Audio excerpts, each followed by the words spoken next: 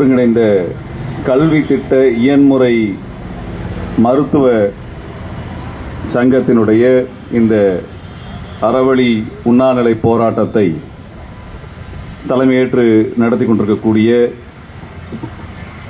இந்த அமைப்பினுடைய தலைவர் மருத்துவர் மரியாதைக்குரிய தோழர் உதயசங்கர் அவர்களுக்கும் இந்த நிகழ்வை தொடங்கி வைத்திருக்கக்கூடிய சமூக சமத்துவத்திற்கான மருத்துவர் சங்கத்தினுடைய மருத்துவர் தோழர் ரவீந்திரநாத் அவர்களுக்கும் மற்றும் இந்த நிகழ்விலே பங்கெடுத்திருக்கக்கூடிய நாங்கள் பெரிதும் மதிக்கக்கூடிய தமிழ்நாட்டிலே அரசியல் கடந்து மக்கள் போராட்டத்தில் முன்னணியில் நிற்கக்கூடிய மறுமலர்ச்சி திராவிட முன்னேற்ற கழகத்தினுடைய துணை பொதுச் செயலாளர் மரியாதைக்குரிய தோழர் மருத்துவர் ரொகையா அவர்களுக்கும் மறுமலர்ச்சி திராவிட முன்னேற்ற கழகத்தினுடைய மாவட்ட செயலாளர் மரியாதைக்குரிய ஐயா வெல்லமண்டி சோமு அவர்களுக்கும் மற்றும் மறுமலர்ச்சி திராவிட முன்னேற்ற கழகத்தினுடைய மகளிர் அணி துணை செயலாளர் மரியாதைக்குரிய தோழர் சந்திரா ஜெகநாதன் அவர்களுக்கும் மற்றும் இந்த நிகழ்வினுடைய நோக்கத்தை எடுத்துரைத்திருக்கக்கூடிய இந்த சங்கத்தினுடைய துணைத் தலைவர் மருத்துவர்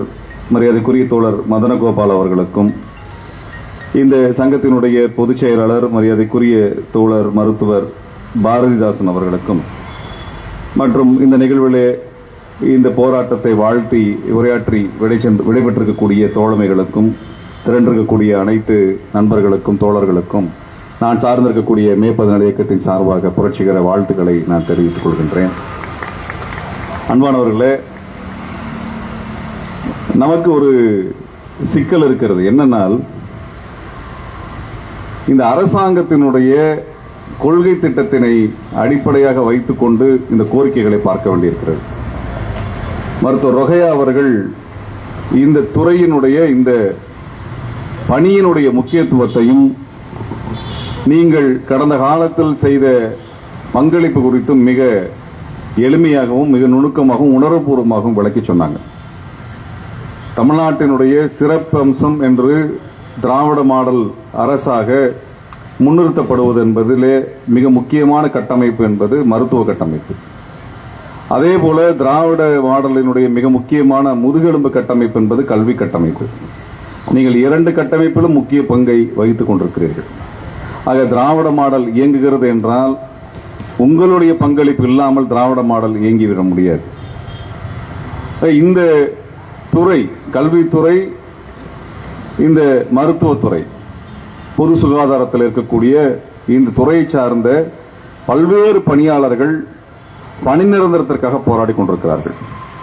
நான் ஆண்டுதோறும் இதுபோன்ற பணி நிரந்தர கோரிக்கைகளுக்கான பல்வேறு போராட்டங்களில் தொடர்ச்சியாக பங்கெடுத்து வருகின்றேன்.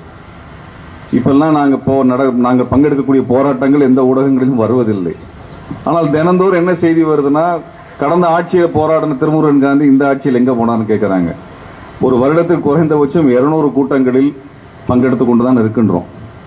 ஆனால் எது செய்தியாகிறது எது செய்தியாவதில்லை என்பது வைத்துத்தான் அது நடக்குது. ஆனால் எல்லா கூட்டங்களிலும் நான் மின்சாரத்துறையில் இருக்கக்கூடிய ஒப்பந்த ஊழியர்கள், பொதுப்பணித்துறையில் இருக்கக்கூடிய ஒப்பந்த ஊழியர்கள், ஆசிரியர்கள், பகுதி நேர ஆசிரியர்கள் அவர்கள் ஒப்பந்த ஊழியர்களாக இருக்கிறார்கள், சிறப்பு பயிற்சி ஆசிரியர்கள் ஒப்பந்த ஊழியர்களாக இருக்கிறார்கள், செவிலியர்கள் ஒப்பந்த ஊழியர்களாக இருக்கிறார்கள், தாய்சேரி மருத்துவமனையில் இருக்கக்கூடிய தூய்மை பணியாளர்கள் ஒப்பந்த ஊழியர்களாக இருக்கிறார்கள், தூய்மை பணியாளர்களே ஒப்பந்த ஊழியர்களாக மாநகராட்சி பெருநகராட்சிகளிலே ஒவ்வொரு அடுக்குகளிலே ஒப்பந்த ஊழியர்களாக இருக்கிறார்கள் என்று எடுத்துக்கொண்டோம் என்றால் தமிழ்நாட்டிலே மிக பெருமளவில் அரசாங்கத்தை நடத்தக்கூடியவர்கள் ஒப்பந்த ஊழியர்களாக இருக்கிறார்கள். இந்த ஒப்பந்த ஊழியர்களினுடைய எண்ணிக்கை மட்டுமே கிட்டத்தட்ட 2-3 லட்சம் பேருக்கும் அதிகமான பேராக இருக்கிறார்கள்.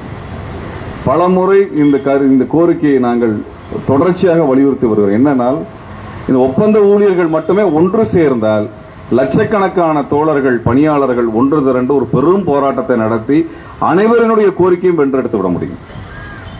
நான் ஒரு வருடத்தில் குறைந்தபட்சம் இதே கோரிக்கைக்காக நீங்கள் சொல்லக்கூடிய அனைத்து கோரிக்கைகளை, இதே கோரிக்கைகள் பேரை மட்டும் உங்க தலைப்பை மட்டும் மாத்திட்டோம்னா இந்த தலைப்பில் 10 நிறுவனத்தை 10 அமைப்புகளினுடைய பெயரை போட முடியும். எல்லா அமைப்புகளிடம் சங்கத்திடம் நான் சொல்லக்கூடிய கோரிக்கை ஒன்றே ஒன்றுதான். அத்தனை அமைப்புகளும் ஒன்று சேர்ந்து போராட்டம் நடத்தினால்தான் இந்த கோரிக்கை வென்றெடுப்பது என்பது சாத்தியமாகும். நான் யதார்த்தத்தை பேச விரும்புகின்றேன். ஏனால் அரசாங்கத்தினுடைய, அது ஒன்றிய அரசு, ஒன்றிய அரசு தான் முதன்மை குற்றவாளியாக பார்க்கணும். ஏன்னா ஒன்றிய அரசு தான் இந்த ஒப்பந்த ஊழியர் முறையை மாநில அரசுகளின் மீது திணித்த ஒரு கொள்கை திட்டத்தை கொண்டு வந்தார்கள். இந்த ஒப்பந்த ஊழியர் முறைக்கு எதிராக என்னுடைய அப்பா அவர் மின்சார வாரியத்தில் தொழிற்சங்க தலைவராக கிட்டத்தட்ட 40 ஆண்டுகளுக்கு மேலாக இயங்கியவர். அவர் 25 ஆண்டுகளுக்கு முன்பில் இருந்து இந்த ஒப்பந்த ஊழியர் முறை எதிர்த்து தொடர்ச்சியாக போராடி வருபவர். எனக்கு இதை பற்றி நன்றாகவே தெரியும். இந்த ஒப்பந்த ஊழியர் முறையை கொண்டு வருவதற்கான காரணம் என்பது அரசாங்கத்தினுடைய செலவுகளை நாங்கள் குறைக்கிறோம் என்று சொன்னார்கள். ஆனால் உண்மையில் அது அல்ல. இந்த அமைப்புகளை எல்லாம் பலவீனப்படுத்த வேண்டும் என்பதற்காகத்தான் ஒப்பந்த ஊழியர் முறை கொண்டு வரப்பட்டிருக்கிறது. இந்த மொத்த மருத்துவ கட்டமைப்பும் கல்வி கட்டமைப்பையும் பலவீனமாக மாற்றுவதற்கு தான் இந்த ஒப்பந்த ஊழியர் முறையை நிறைவேற்றியிருக்கிறார்கள். ஏனென்றால் இந்த துறைகளிலே அவர்களுக்கு விருப்பப்படுகின்ற தனியார் பெருநிறுவனங்களை ஊக்குவிப்பதற்கான ஒரு வேலை திட்டம் அவர்களுக்கு இருக்கிறது. இந்த அரசு பணியில் இருக்கக்கூடிய பணியாளர்களுக்கான நலத்திட்டங்களை வைத்து தனியார் நிறுவனங்கள் அதே போன்ற ஒன்றை தர வேண்டும், அவர்கள் பணியாருக்கு தர வேண்டும் என்கின்ற நெருக்கடி கொடுத்துவிடக் கூடாது என்பதிலே மிக தெளிவாக ஒன்றிய அரசு இருக்கிறது. அந்த கொள்கை திட்டங்கள் மாநில அரசு கொண்டு வரப்பட்டு மாநில அரசும் அதிகாரிகளும் இதற்கு எதிரான ஒரு மனநிலையில் கடந்த 20 ஆண்டுகளாக இருக்கிறார்கள். 20 ஆண்டுகளாக இருக்கிறார். சில துறைகளில் பார்த்தோம் என்றால் கடந்த திமுக ஆட்சியில் கூட தூய்மை பணியாளர்களை பணி நிரந்தரம் செய்ய வேண்டும் என்று கடந்த திமுக ஆட்சி, இப்ப அல்ல, 2009 10 ஆண்டுகளில் போடப்பட்ட ஆணை அதற்கு பின் வந்த காலங்களில் ரத்து செய்யப்பட்டிருக்கிறது. பல துறையில் இருக்கக்கூடிய ஒப்பந்த ஊழியர்களை பணி நிரந்தரம் செய்ய வேண்டும் என்கின்ற அந்த ஆணைகள் கூட திரும்ப பெறப்பட்டிருக்கின்றன. மாற்றுத்திறனாளிகளுக்கு தர வேண்டிய பணி நிரந்தரம் கூட இப்ப தரப்படவில்லை. அவர்களது ஆணை, அரசாங்க ஆணை ரத்து செய்யப்பட்டு புது ஆணை வழங்கப்பட்டிருக்கிறது. நான் உங்களிடத்தில் அவநம்பிக்கை விதைப்பதற்காக வரவில்லை. இந்த போராட்டங்களிலே இதுபோன்ற பல கோரிக்கைகளிலே தொடர்ச்சியாக பங்கெடுத்துக் கொண்டிருக்கக்கூடிய ஒருவன் என்கின்ற முறையிலே அந்த அனுபவத்தை உங்களிடத்தில் நான் சொல்ல வேண்டியிருக்கிறது. நீங்கள் உங்கள் போராட்டத்தை பார்க்கிறீர்கள். நான் கிட்டத்தட்ட 20 போராட்டத்தை பார்த்திருக்கின்றேன். இதே கோரிக்கைக்காக 20 அமைப்புகள் போராட்ட கூட்டங்களில் நான் பங்கெடுத்திருக்கின்றேன். ஆக இதே கோரிக்கைகள் தான் அனைத்து இடங்களிலும் வருகின்றன. அவர்களுக்கு எது வசதியாக இருக்கிறது? அரசாங்கத்திற்கும் அதிகாரிகளுக்கும் ஆட்சியாளருக்கும் எது வசதியாக இருக்கிறது என்றால் ஒவ்வொரு அமைப்பும் தனித்தனியாக போராடி கொண்டிருக்கிறார்கள். ஒவ்வொரு அமைப்பும் தனித்தனியாக போராடி கொண்டிருக்கும் பொழுது அவர்களுக்கு பணி நிரந்தரம் செய்ய வேண்டும் என்கின்ற கட்டாயம், தேவை, அவசியம் இருப்பதில்லை. ஆகவே நாங்கள் மே 14 இயக்கத்தின் சார்பாக ஒரு முயற்சி எடுத்துக் கொண்டிருக்கின்றோம். இந்த கோரிக்கை வைத்திருக்கக்கூடிய அனைத்து சங்கங்களையும் ஒருங்கிணைத்து ஒரு ஒருங்கிணைந்த போராட்டத்தை முன்னெடுத்துவதற்கான முயற்சியை நாங்கள் எடுத்துக் கொண்டிருக்கின்றோம். ஏனென்றால் இந்த கட்டமைப்பு என்பது இது உங்களுடைய தனிப்பட்ட நலனுக்கான கோரிக்கையாக நாங்கள் பார்க்கல. இது சமூகத்திற்கான கோரிக்கை, மக்களுக்கான கோரிக்கை. பணி நிரந்தரம் என்பது சமூகத்திலே ஒரு நிலைத்த ஒரு மகிழ்ச்சியான வாழ்க்கையை கொண்டு வருவதற்குரிய வாய்ப்பு. ஒரு அரசாங்கத்தில் பணி நிரந்தரம் செய்யணும்னு எடுத்தால் கிட்டத்தட்ட 3 லட்சம் பேரை பணி நிரந்தரம் செய்தார்கள் என்றால் தமிழ்நாட்டோட பொருளாதாரம் வளரும், தமிழ்நாட்டினுடைய அரசு கட்டமைப்பு வலுப்பெறும், தமிழ்நாடு இன்னும் அதிகமான உயரத்துக்கு எட்டும். ஒரு பணி நிரந்தரம் என்பது ஒரு குடும்பத்துக்குள்ள என்னென்ன மாற்றங்கள் எல்லாம் கொண்டு வருதுன்னு பார்த்திருக்கிறோம். ஒரு பணி நிரந்தரம் பெற்றனால் அந்த அரசு பணியில் இருக்கக்கூடியவர் துணிந்து ஒரு வீடு கட்டுவார், வீட்டுக்கு லோன் எடுப்பாங்க, வாகனம் எடுப்பாங்க, இன்னும் பல்வேறு முதலீடுகளை செய்ய ஆரம்பிப்பார்கள். தங்கள் குழந்தைகள் இன்னும் மேலதிகமாக படிக்க வைப்பதற்கான முயற்சிகளை துணிந்து முன்னெடுப்பார்கள். ஆக ஒரு பணி நிரந்தரம் என்பது சமூக வளர்ச்சிக்கு துணையாக இருக்கக்கூடிய ஒரு அரசினுடைய கொள்கை திட்டம். பணி நிரந்தரம் என்பது அரசாங்கத்தை செலவினமிருந்து காப்பாற்றக்கூடிய விஷயம் அல்ல, அரசாங்கத்தை வலுப்படுத்தக்கூடிய விஷயம், சமூகத்தை வலுப்படுத்தக்கூடிய விஷயம். ஒரு பணி நிரந்தரம் என்பது நீங்க 25,000 ரூபாய் கொடுத்துட்டு இருக்காங்க, 15,000 ரூபாய் கொடுத்துட்டு இருக்காங்க, அது நாங்க ஏன் 50,000 ரூபாய் கொடுக்கணும்னு எந்த அதிகாரியாவது பேசினாங்கன்னா திரும்ப சொல்லுங்க. நீங்க கொடுக்கக்கூடிய 50,000 ரூபாய் திரும்ப இதே சமூகத்துக்கு தான் வரப்போகிறது, இதே மக்களுக்கு தான் நாங்கள் செலவு செய்ய போகிறோம், இதே சமூகத்தை நாங்கள் கட்டி அமைக்க போகின்றோம். ஆகிய செலவினமாக அவர்கள் பார்க்கக்கூடிய அந்த கொள்கை திட்டத்தை எதிர்த்து நின்று ஒரு வலிமையான போராட்டத்தை நடத்த வேண்டிய தேவை இருக்கு. அது செய்தால் மட்டும்தான் இந்த மக்களுடைய, இந்த அதிகாரிகளுடைய, ஆட்சியாளர்களுடைய மனநிலையை மாற்ற முடியும். இல்லை என்றால் முடியாது. உங்களுடைய பணி ரொம்ப முக்கியமான பணி. செவிலியர்கள் இல்லாமல், ஆசிரியர்கள் இல்லாமல், இது போன்ற பிசியோதெரபிஸ்ட் இல்லாம எந்த மருத்துவ கல்வி கட்டமைப்பு இயங்கிவிட முடியும்? எந்த கட்டமைப்பு இயங்க முடியும்? எந்த அரசு கட்டமைப்பு இயங்க முடியாது. ஆனால் இது ஏன் திரும்ப திரும்ப கொண்டு வந்துட்டு இருக்கிறாங்க? அடுத்த கட்டமான முக்கியமான விஷயம் என்னென்றால் இந்த பணிகளில் இருக்கக்கூடிய பணியாளர்கள் எந்த சமூக பின்புலத்திலிருந்து வருகிறார்கள்? பிற்படுத்தப்பட்ட, மிக பிற்படுத்தப்பட்ட பட்டியல் சமூகத்திலிருந்து, பழங்குடி சமூகத்திலிருந்து, இன்னும் சொல்ல வேண்டும் என்றால் நகரம் அல்லாத கிராமப்புறங்களிலிருந்து வரக்கூடிய இந்த இளைஞர்களுக்கான, பணியாளர்களுக்கான பணி நிரந்தரத்தை கொடுத்தாதான் திராவிட மாடல் என்பது சமூக நீதி மாடலாக இருக்க முடியும். ஒரு அரசாங்கத்தை விமர்சிப்பது என்பது வீழ்த்துவதற்காக அல்ல, அந்த அரசாங்கத்தை வலுப்படுத்துவதற்காக என்பதை அந்த அரசு புரிந்து கொள்ள வேண்டும், ஆட்சியாளர்கள் புரிந்து கொள்ள வேண்டும். எங்களை பொதுவாக சொல்லுவாங்க, நீங்க எங்களை விமர்சிச்சுட்டே இருக்கிறீங்க சொல்லுவாங்க. ஒரு விமர்சனம் என்பது எதற்காக இருக்க வேண்டும் என்றால், ஒரு ஆட்சி முறை ஒரு அறவழியிலே தொடர்ச்சியாக நீடிக்க வேண்டும் என்கிற விருப்பத்தின் அடிப்படையில் தான் சொல்லுகின்றோம். ஆக நாங்கள் திராவிட முன்னேற்ற கழக ஆட்சிக்கு நாங்கள் என்ன சொல்ல விரும்புகிறோம் என்றால், உங்கள் அதிகாரிகள் 1000 காரணம் சொல்லுவாங்க. அதிகாரிகள் ஓட்டு போட வரமாட்டார்கள், சாமானிய மக்கள் தான் வாக்களிக்க வருவார்கள். ஆகவே சாமானிய மக்கள், பணியாளர்களுக்கு நீங்கள் முக்கியத்துவம் கொடுத்துத்தான் இந்த கொள்கை திட்டங்களை முன்னெடுக்க வேண்டும். அன்பானவர்களே, உங்க போராட்டம் என்பது மிக மிக முக்கியமான போராட்டம் என்பது இல்லாமல் எந்த கோரிக்கையும் வெற்றி பெறாது. எந்த கோரிக்கையும் வெற்றி பெறாது. பொதுவா நம்மளுக்கு என்ன இருக்குன்னா, போராடாம இயல்பா எல்லாமே கிடைச்சிடும் நினைக்கிறோம். அரசாங்கத்தினுடைய ஜீவோ வந்துட்டாலே நம்மளுக்கு எல்லாமே நல்லது நடந்துரும் நினைக்கக்கூடிய பலரை நான் பார்த்திருக்கின்றேன். அந்த ஜீவோ கொஞ்ச நேரம் கழிச்சு கேன்சல் ஆகிறதையும் பார்த்திருக்கிறேன். அல்லது அந்த ஜீவோ சூப்பர் சீட் பண்ணி வரக்கூடிய ஆர்டரை நான் பார்த்திருக்கிறேன். போராடாம உங்களுடைய உரிமை உறுதி பெறாது. அதே போல ஓரிரு போராட்டங்களால் மட்டுமே வெற்றி பெறாது என்பது என்னை விட உங்களுக்கு நன்றாகவே தெரியும், நான் சொல்ல வேண்டியதில்லை. ஆனால் இந்த போராட்டம் என்பது ஒற்றுமையை வலியுறுத்தி இருக்கிறது, ஒற்றுமையை பறைசாற்றி இருக்கிறது. காலல் தோழர்கள் சொன்னாங்க 250 பேர் நாங்கள் எதிர்பார்த்ததை விட அதிகமாக வந்திருக்கிறோம் என்று சொன்னார்கள். இதை விட பெரிய வெற்றி எதுவும் இருக்காது. ஒரு போராட்டத்தில் வெற்றி என்பது ஒற்றுமைதான் முதல் கட்ட வெற்றி. ஒற்றுமைதான் முதல் கட்ட வெற்றி. அதற்கு அடுத்து நாம கோரிக்கைகளை நாங்கள் பின்வாங்க மாட்டோம் என்று உறுதியாக நிற்பது அது அடுத்த கட்ட வெற்றி. இந்த இரண்டும் இருந்தால் அந்த போராட்டத்தை அதனுடைய இலக்கை நோக்கி நகர்த்திவிட முடியும். பொதுவான மாலை என்ன கேட்பாங்கன்னா, நாங்க தான் அன்னைக்கு உண்ணாவிரதத்துக்கு வந்தோம், நீங்க சொன்ன ஆர்ப்பாட்டத்துக்கு வந்தோம், சென்னை வரைக்கும் வந்தோம், திருச்சி வரைக்கும் வந்தோம், ஒண்ணுமே நடக்கலன்னு சொல்லுவாங்க.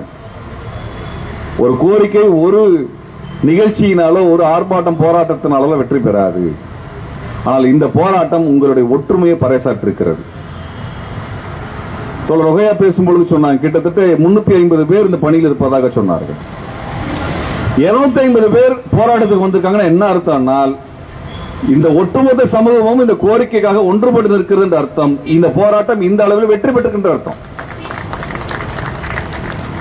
நம்மள பெரிய சிக்கலே என்னன்னா, பெரிய எண்ணிக்கையில் இருப்பாங்க, போராட்டத்துக்கு வர்றது கம்மியா தான் இருப்பாங்க. இந்திய விடுதலை போராட்டத்தில் ஒட்டுமொத்த இந்தியாவும் போராடி இருந்ததுன்னா அது 200 வருஷத்துக்கு முன்னாடி விடுதலை அடைஞ்சிருக்கும். இதே திருச்சியில தான் மருதுபாண்டியர்கள் இந்தியாவினுடைய முதல் விடுதலை பிரகடனத்தை முதல்ல ஒட்டுறாங்க. மருதுபாண்டியர் காலத்தில் எல்லாரும் கிளம்பி இருந்தா வெள்ளக்காரன் அன்னைக்கு ஓடி இருப்பான். ஆனா என்னைக்கும் போராட விரும்புகின்ற சமூகம் மிக குறைந்த எண்ணிக்கையில் தான் இருக்கும். அதிகபட்சம் 5% வந்திருப்பான் காந்தி காலத்திலேயே. அதுவே அதிகம். நான் சொல்றது இந்திய விடுதலை போராட்டம் ஒட்டுமொத்த வீதியிலே ஒட்டுமொத்த இந்திய மக்கள் இறங்கி போராட்டம் நினைக்க வேண்டாம். அன்றைக்கும் போராட்டத்தில் பங்கெடுக்காமல் மற்றவன் போராட்டத்தில் வேடிக்கை பார்த்த கூட்டம் என்னைக்குமே இருக்கும். ஆனால் பெருந்திரளான மக்கள் போராட்டத்தில் பங்கெடுத்து விட்டார்கள் என்றால் அந்த கோரிக்கை வெற்றி பெற்றுவிடும். அந்த வகையில் இந்த கோரிக்கைக்கு இத்தனை பேர் ஆதரவு கொடுத்து இந்த துறை சார்ந்த அத்தனை பேர் வந்துட்டாங்க. கிட்டத்தட்ட 250 பேர் வருவது என்பது பொதுவாக நடக்காது, சாமானியமாக நடக்காது. அந்த வகையில் மிக சிறப்பாக உங்கள் ஒற்றுமையை நீங்கள் வெளிப்படுத்தி இருக்கிறீர்கள். மிகவும் திறம்பட இந்த போராட்டம் என்பது ஒழுங்கமைக்கப்பட்டிருக்கிறது. அது தோழர்களே, இந்த பணி நிரந்தர கோரிக்கை PFஐ உடனடியாக அவர்கள் கொண்டு வந்து சேர்க்க வேண்டும் என்கின்ற கோரிக்கை எல்லாம் மிக மிக முக்கியமான கோரிக்கை. இந்த போராட்டத்தை நீங்க மேலும் விரிவுபடுத்துங்க. நீங்க எந்தெந்த மருத்துவமனைகளிலே எந்தெந்த ஊர்களிலே வேலை செய்கிறீர்களோ அந்த ஊர்களிலே இந்த கோரிக்கைகள் குறித்தான விழிப்புணர்வை தயவு செய்து ஏற்படுத்துங்கள். விழிப்புணர்வை ஏற்படுத்துங்கள். இந்த போராட்டத்தை மேலும் தீவிரமாக்குங்க. ஏன்னா இது தேர்தலுக்கு முன்னாடி தான் அதிகாரிகளுக்கு காது முளைக்கும். ஏன் அதிகாரிகள் காது முளைக்கும் என்றால் அப்பொழுதுதான் ஆட்சியாளர்களுக்கு குரல் ஒலிக்கும். அப்பதான் அவங்க கண்ணு திறந்து பார்க்க நடக்கும். நீங்க கடந்த ஆட்சியில கொடுத்த வாக்குறுதி என்பது தேர்தலுக்கு முன்பாக பல வாக்குறுதி நிறைவேறுவதை பார்த்துக் கொண்டிருக்கிறோம். அது உங்களுக்கு கோரிக்கை வெற்றி பெறுவதற்கான அனைத்து சாத்தியங்களும் உள்ள கோரிக்கை. நீங்கள் இந்த போராட்டத்தை மேலும் தீவிரப்படுத்துங்கள், மேலும் தீவிரப்படுத்துங்கள். இதே போன்று ஒப்பந்த ஊழியராக இருக்கக்கூடிய பிற பணியாளர் அமைப்புகளோடு சேர்ந்து ஒரு பெருந்திரளான போராட்டத்தை நடத்துங்கள். 1500 பேர் 2000 பேர் இருக்கக்கூடிய பல போராட்டங்கள் நான் பார்த்துட்டேன். எல்லாரும் ஒன்றாக சேர்ந்தால் பல்லாயிரக்கணக்கான பணியாளர்கள் ஒன்று சேர்கிறார் என்று வரும். இப்ப ஜாக்டோ ஜியோக்கு வாங்கியிருக்காங்க இல்லையா, புதிய ஓய்வூதிய திட்டத்தை வாங்கியிருக்க. எப்படி வாங்கினாங்க? அது பல சங்கங்களின் கூட்டமைப்பாக இயங்குகிறது. அது மிக சரியான காலத்திலே அந்த நெருக்கடி அரசுக்கு கொடுத்து தங்களுக்கான கோரிக்கை வென்றெடுத்திருக்கிறார்கள். கடந்த தேர்தலின் பொழுதே கொடுக்கப்பட்ட வாக்குறுதி 5 ஆண்டு காலம் கழித்து இந்த தேர்தல் காலத்தில் அவர்கள் வெற்றி பெற்றிருக்கிறார்கள். ஆக நாங்கள் அதான் விரும்புகிறோம். உங்கள் சங்கத்தை நாங்கள் அழைக்கின்றோம். அனைத்து சங்கங்களையும் ஒருங்கிணைக்கக்கூடிய முயற்சி நாங்களும் முன்னெடுக்கின்றோம். நீங்கள் தான் ஒத்துழைப்பு தர வேண்டும். நீங்கள் தான் ஒத்துழைப்பு தரணும். அப்படியானால் எல்லாரும் சேர்ந்து இப்ப செவிலியர்கள் போராட்டம் அங்க சென்னையில அவ்வளவு போராட்டத்தை அவங்க நடத்தியிருக்கிறாங்க. அத்தனை அடக்குமுறை எதிர்கொண்டிருக்கிறார்கள். எத்தனை கொஞ்சம் நஞ்ச அடக்குமுறை இல்லை. எந்த ஆட்சியாக இருந்தாலும் அடக்குமுறை எதிர்கொண்டிருக்கிறார்கள். கடந்த ஆட்சியில என்ன அடக்குமுறை எல்லாம் பார்த்தோமோ அது இந்த ஆட்சியில் நாங்கள் பார்த்திருக்கின்றோம். அதே போல மாற்றுத்திறனாளிகள் போராட்டம் இதே போலத்தான் இப்பொழுதும் நடந்தது. இப்படி எல்லா ஆட்சியிலும் இந்த போராட்டம் என்பது ஒரே விதமான முறையில் தான் அடக்கி ஒடுக்கப்படுகிறது. ஆனால் அதை கடந்து வீரியமாக செயல்பட வேண்டும் என்றால் நீங்கள் எல்லாரும் ஒன்று சேர்ந்து நிற்க வேண்டும். அப்பொழுதுதான் நம்பிக்கை வரும். அப்பொழுதுதான் எல்லாத்துக்கும் நம்பிக்கை வரும். எத்தனை காலம், கிட்டத்தட்ட 20 ஆண்டு காலம் பணி நிரந்தரம் இல்லாமல் வேற வேலைக்கும் போவோமா இல்லையா, இல்ல இந்த இதுல பணி நிரந்தரம் ஆயிருமா, இத்தனை வருஷம் வேலை பார்த்துட்டோமே இன்னும் கொஞ்ச நாள்ல பணி நிரந்தரம் ஆயிருச்சுன்னா என்ன பண்றதுங்கிற அந்த டைலமாவிலே வாழ்க்கை ஓடிடும். அதான் பெருந்துயரம். அது இருப்பதில் பெருந்துயரம் அதுதான். இதுல இருந்து ஒரு படி முன்னாடியும் போக முடியாது, வேற பக்கம் திரும்பி போகவும் முடியாது. பணி நிரந்தரத்தை உறுதி செய்யக்கூடிய போராட்டத்தை தீவிரமாக எடுங்கள். அதுதான் முதல் கட்ட போராட்டம். அதான் முதல் கட்ட போராட்டம். பிசியோதெரபியில ஒரு விஷயம் திரும்ப திரும்ப பண்ணணும்னு சொல்லுவீங்க இல்லையா, பிராக்டிஸ் பண்ணுங்க. போராட்டமும் அதே பிராக்டிஸ் தான். திரும்ப திரும்ப பண்ணிட்டே இருக்கிறதா ஒரே வழி. ஏன்னா அரசாங்கம் அப்படியே ஃப்ரீஸ் ஆகி நின்றுச்சு. அது கை தூக்கல கால் தூக்க மாட்டேங்குது. அப்ப அதுக்கு நம்ம எக்ஸசைஸ் கொடுத்துதான் அதை வேலை பார்க்க வைக்க வேண்டியிருக்குது. அந்த மாதிரி இந்த அரசாங்கத்துக்கு நீங்க பிசியோதெரபி வேலை கொடுக்க வேண்டியிருக்கு. அரசாங்கம் இயங்காமல் செயல்படாமல் இருந்து கிடக்கிறது. சில சமயம் அதிகாரிகளுக்கு பக்கவாதம் இருக்கிறது. அது சமூக நீதி பக்கவாதமாக இருக்கிறது. அதிலிருந்து அவர்களை மீட்டெடுக்கக்கூடிய பணியை நமது போராட்டம் தான் செய்யும். அப்பதான் முழிச்சு பாக்குறாங்க. இல்லைன்னா பார்க்க போராடாம எதுவுமே கிடைக்காது. நீங்க இது செய்யறது உங்க நல்லதுக்காக மட்டும் சொல்லல, சமூகத்துக்கு நல்லது. இன்னைக்கு என்ன தைரியத்திலங்க ஒருத்தர் பிள்ளைங்க நர்சிங் படிக்கிறதுக்கோ பிசியோதெரபி படிக்கிறதுக்கோ போக முடியும்? ஒரு மரியாதைக்குரிய வேலை கிடைக்கும், அரசாங்கத்தில் தங்களுக்கான வாய்ப்பு கிடைக்கும் தானே போவாங்க. அதற்கான வாய்ப்பு அரசாங்கமே திறந்து வைக்கலன்னா அப்புறம் என்ன அரசாங்கம் அது? நான் திமுக ஆட்சிக்கு சொல்லிக்கொள்ள, இங்க உளவுத்துறை சார்ந்த இருப்பீர்கள், தயவு செய்து ஆட்சியாளர்களின் தகவலை கொண்டு போய் சேர்த்துங்க. நீங்க மருத்துவத்துறையிலும் கல்வித்துறையிலும் நிரந்தர பணியாளர்களை வைக்காமல் திராவிட மாடல் ஆட்சியிலான இந்த மருத்துவ கல்வி கட்டமைப்பை இந்தியாவிலே சிறந்த கட்டமைப்பு என்று நீண்ட காலம் சொல்லிக் கொண்டிருக்க முடியாது. பணி நிரந்தரம் செய்தால் மட்டும்தான் இந்த கட்டமைப்பு என்பது அடுத்த கட்டத்திற்கு நகரும். இல்லை என்றால் இது பக்கவாதத்தில் வீழ்ந்து போகும் என்பதை இந்த சமயத்தில் அரசாங்கத்துக்கு சொல்லி. ஆக தோழர்களே, இந்த போராட்டத்தை அடுத்த கட்டத்துக்கு முன்னகத்துங்க. எங்களால் முடிந்த அளவுக்கு இந்த செய்தியை மேலே கொண்டு செல்லுகின்றோம்.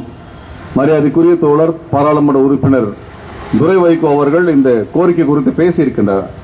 அவர்கிட்ட எங்களுக்கு இருக்கக்கூடிய மிகப்பெரிய நம்பிக்கை என்னென்னால், எந்த ஒரு சிறு விஷயத்தை அவர்கிட்ட சொன்னாலும் மறக்காம எந்த இடத்துல அதை கொண்டு போய் சேர்க்க முடியுமோ அதை சேர்க்கக்கூடிய ஒரு பாராளுமன்ற உறுப்பினராக நான் தமிழ்நாட்டில் அவரை பார்க்கின்றேன். எதுவுமே சின்ன கோரிக்கை, பெரிய கோரிக்கை, முக்கியமான கோரிக்கை, வாக்குகளுக்காக வரக்கூடிய கோரிக்கை என்று பிரித்து பார்க்காமல் அந்த கோரிக்கை இந்த பொறுப்பிலிருந்து அதை சாத்தியப்படுத்துவதற்கு என்ன முயற்சிகள் எடுக்க முடியுமோ அதை நேர்மையாக எடுக்கக்கூடிய ஒரு பொறுப்புமிக்க பாராளுமன்ற உறுப்பினராக நான் அவரை பார்த்திருக்கின்றேன். அது மட்டுமல்லாமல் உங்களுக்கு வாய்ப்பு இருந்ததுனால் உங்களுடைய பொறுப்பாளர்கள் அவரை சென்று சந்தித்தால் இதற்குரிய வாய்ப்புகள் குறித்து அவரே உங்களுக்கு சொல்லுவார்.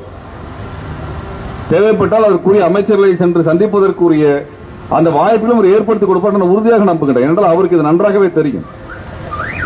அதனால அவருக்கு இதை பற்றியான பார்வை இருக்கிறது.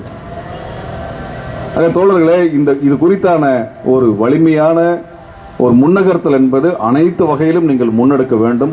இதை விட்டுறாதீங்க.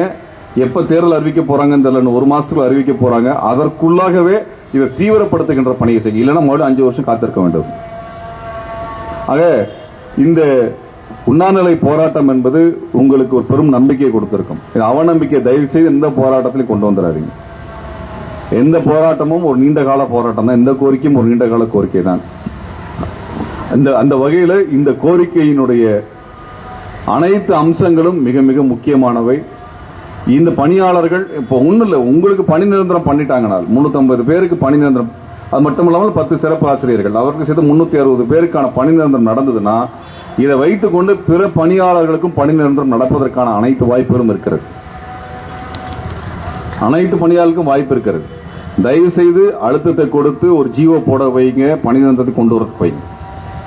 அதற்கு நாங்கள் என்ன செய்ய வேண்டும் என்று சொல்லுங்கள், அதை நாங்கள் நிச்சயமாக செய்கின்றோம்.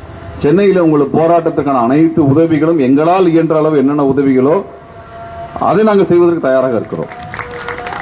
இன்னும் மேலதிகமான இயக்கங்களினுடைய ஆதரவு திரட்ட வேண்டும் என்றால் அதற்கும் நாங்கள் தயாராக இருக்கிறோம். இந்த போராட்டம் வலுப்பெறுவதற்குரிய அனைத்து வேலைகளும் செய்வது தோழர் மருத்துவர் ரோகையா அவர்கள் சொன்னது மாதிரி ஒரு மருத்துவ சிகிச்சை வெற்றி பெற வேண்டும் என்றால் சில முக்கியமான துறைகளில் வெற்றி பெற வேண்டும் என்றால் பிசியோதெரபிஸ்ட் இல்லாமல் நடக்காது இல்லைங்களா? திருச்சியில வேணா ரோடு நல்லா இருக்குது, எல்லா ஊர் ரோடும் நல்லா இல்லை. ஒன்னு ரோடு நல்லா போடுங்க, பிசியோதெரபிஸ்ட் வேலை கம்மியாகும். அல்லது பிசியோதெரபிஸ்டுக்கு நல்ல சம்பளத்தை கொடுங்க, நீங்க எப்படி ரோட போட்டு போங்க. இது ரெண்டு தான் சொல்ல முடியும். எல்லா ஊர்லயும் நல்லா இருக்கா என்னங்க? இல்ல. அப்ப அதனால இந்த டிசபிலிட்டி ஃபேக்டர் எல்லாம் ஏன் வருதுன்னா இந்த காரணிகளால தான் எல்லாம் நடக்குது. அதனால இந்த விஷயங்கள்ல கவனத்தை எடுத்து அரசு ரொம்ப முக்கியமான விஷயம், எல்லா கூட்டத்திலும் சொல்ற ஒரு விஷயத்தை நான் சொல்லிடுறேன். உடல் நலம் ஆரோக்கியம் என்பது ஒரு நாட்டினுடைய பொருளாதாரத்தோடு தொடர்புடையது. அதனால தான் இந்த மருத்துவத்துறை என்பது அரசு துறையாக இருக்கும். எந்த நாட்டிலெல்லாம் மருத்துவத்துறை அரசு துறையாக இயங்குகிறதோ அந்த நாட்டிலெல்லாம் பொருளாதார வளர்ச்சி என்பது சாத்தியமாக இருக்கும். ஏன்னா தன்னுடைய குடிமக்களினுடைய உடல்நலம் நல்லபடியாக இருந்ததுனாதான் அவர் உழைக்க முடியும். அவர் உழைத்தால் தான் நாட்டில் உற்பத்தி பெருகும், உற்பத்தி பெருகினால்தான் நாட்டினுடைய பொருளாதாரம் வளரும். அப்ப நாட்டின் பொருளாதாரம் வளருவதற்கு சுகாதாரம் மிக மிக முக்கியமான கட்டமைப்பு. அதனால்தான் எபிடமிக்கோ பேண்டமிக்கோ எதுவாக இருந்தாலும் சுகாதாரத்துறை களத்தில் இறங்கப்படுகிறது. இந்த சமூகத்தினுடைய ஒட்டுமொத்த சுமையும் இந்த மருத்துவ கட்டமைப்பு மீது வைக்கப்படுகிறது. இப்ப மருத்துவ கட்டமைப்பு சரியாக இல்லை என்றால் பொருளாதார வளர்ச்சி இருக்காது. அப்ப தமிழ்நாட்டினுடைய பொருளாதார வளர்ச்சி, திராவிட மாடலுடைய வளர்ச்சி, நாங்க 8% ஜிடிபி குரோத் காமிக்கிறோம் அப்படின்னா அது பொருளாதாரத்துறை கட்டமைப்பின் மேல் இயங்குகிறது. நான் திமுக மேல விமர்சனமாக சொல்றேன். நீங்க திரும்ப திரும்ப என்ன சொல்றீங்கன்னா எங்க கல்வி கட்டமைப்பு நன்றாக இருக்குது என்று சொல்கிறீங்க, அதுவே விமர்சனத்துக்குரியதான், அதை எடுத்து ஓரமா வச்சுக்கிறேன். ஆனால் மருத்துவ கட்டமைப்பை பத்தி பேசுங்க. தமிழ்நாட்டினுடைய மிக சிறப்பான மருத்துவ கட்டமைப்பு இருக்கின்ற காரணத்தினால்தான் தமிழ்நாட்டில் பொருளாதார வளர்ச்சி சாத்தியமாகிறது. கல்வி கட்டமைப்பு என்பது குழந்தைகளுக்கானது, மாணவர்களுக்கானது. ஆனால் மருத்துவ கட்டமைப்பில் பெரும்பகுதி யாருக்கு இருக்கிறது என்றால் உழைக்கின்ற மக்களுக்காக இருக்கிறது. உழைக்கின்ற மக்களுக்கான மருத்துவ கட்டமைப்பு சரியாக இருந்தால்தான் உழைப்பு நடக்கும். உழைப்பு நடந்தால்தான் பொருளாதாரம் வளர்ச்சி அடையும். உங்களது பங்களிப்பு என்பது பொருளாதார வளர்ச்சிக்கு நேரடியாகவும் மறைமுகமும் பங்களிக்கக்கூடிய ஒரு துறை. அதுல 360 பேர் பணி நிரந்தரம் பண்றது ஒன்றும் கஷ்டமான விஷயம் இல்ல. இன்னும் சொல்ல போனா உங்க துறையில இன்னும் அதிகமான போஸ்ட் இருக்கும்னு நினைக்கிறேன். கம்மியா தான் வச்சிருப்பாங்க நினைக்கிறேன். 4 பேருக்கு வேலையை உங்க தலையில சுமத்திருப்பாங்கன்னு நினைக்கிறேன். உண்மையா இல்லையா? 70 வேகன்சி இருக்குங்களா? நல்லது. அப்ப இது என்ன இருக்குன்னா பணிச்சுமையும் அதிகமாக இருக்கிறது, பணி நிரந்தரமும் இல்லாமல் இருக்கிறது. பணிச்சுமையை பத்தி போடணும்னு நினைக்கிறேன். இன்னும் இந்த எண்ணிக்கை இன்னும் அதிகப்படுத்துங்கன்னு போடுங்க தயவு செஞ்சு, நிறைய பேருக்கு வேலை வாய்ப்பு கிடைக்கட்டும். இந்த கட்டமைப்பெல்லாம் பாதுகாக்கவில்லை. இது குறித்தான பாலிசி டெசிஷன் அரசு எடுக்கலனா ரொம்ப ரொம்ப சிரமத்துக்கு உள்ளாகும். ஆகவே இந்த போராட்டம் நீங்க என்னைக்கு நடத்தினாலும் கூப்பிடுங்க, நாங்க நிச்சயமா போராட்டத்துக்கு வருகின்றோம். போராட்டத்தில் உங்களோடு துணையோடு நிற்கிறோம். எந்த வகையான போராட்டமாக இருந்தாலும் சரி, அமைதி வழி அறவழி போராட்டமாக இருந்தாலும் சரி, சிறை செல்லும் போராட்டமாக இருந்தாலும் சரி, எங்களுக்கு எந்த பிரச்சனையும் இல்லை. கோரிக்கை வெல்லுகின்ற வரை நாங்கள் உங்களோடு நிற்போம். அந்த வாக்குறுதியை என்னால் தர முடியும். இந்த கோரிக்கையை முன்னகர்த்தி கொண்டு செல்வதற்கு எங்களால் இயன்ற வழிமுறைகளை நாங்கள் நிச்சயமா செய்கிறோம். நம்பிக்கையுடன் போராடுங்கள். இந்த போராட்டம் வென்றால் தமிழ் சமூகம் மகிழ்ச்சி அடையும். உங்கள் குடும்பம் மட்டுமல்ல, தமிழ் சமூகத்தினுடைய கோரிக்கை. அந்த வகையில் பொது கோரிக்கையை முன்வைத்த அனைத்து தோழர்களுக்கும் மேற்பதல் இயக்கத்தின் புரட்சிகர வாழ்த்துக்களை தெரிவித்து விடைபெறுகிறேன். நன்றி, வணக்கம். திருமுருகன் காந்தி சார் அவர்களுக்கு ரொம்ப நன்றி. நேற்று நைட்டு நம்மளுக்கு போராட்டத்துக்கு கலெக்டர் ஆஃபீஸில் இடம் கிடைக்கல. நைட்டு 9 மணிக்கு தான் ஒரே போலீஸ் ஸ்டேஷனில் எல்லாரும் போய் நின்று அதுக்கப்புறம் ஒரு 9:45 போல் கிடச்சிச்சு. நைட்டு 10 மணிக்கு பார்க்குறப்ப உதயசங்கர் சார் டென்ஷனோடு இருந்தார்.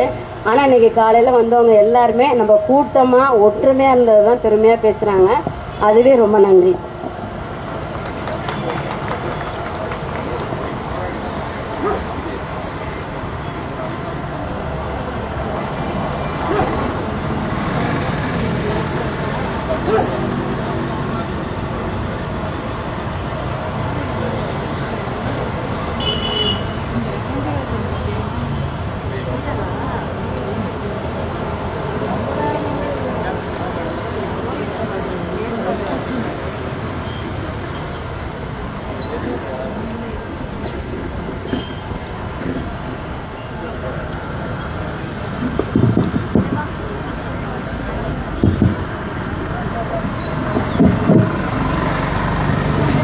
சிறப்பாக நடைபெற்று வந்த நமது உண்ணாவிரத போராட்டம் இத்துடன் நிறைவுக்கு வருகிறது.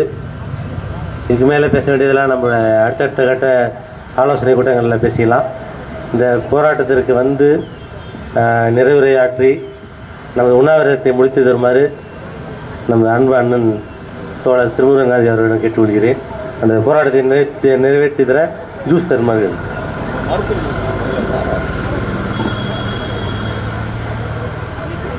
அவனுக்கு ராஜாராமா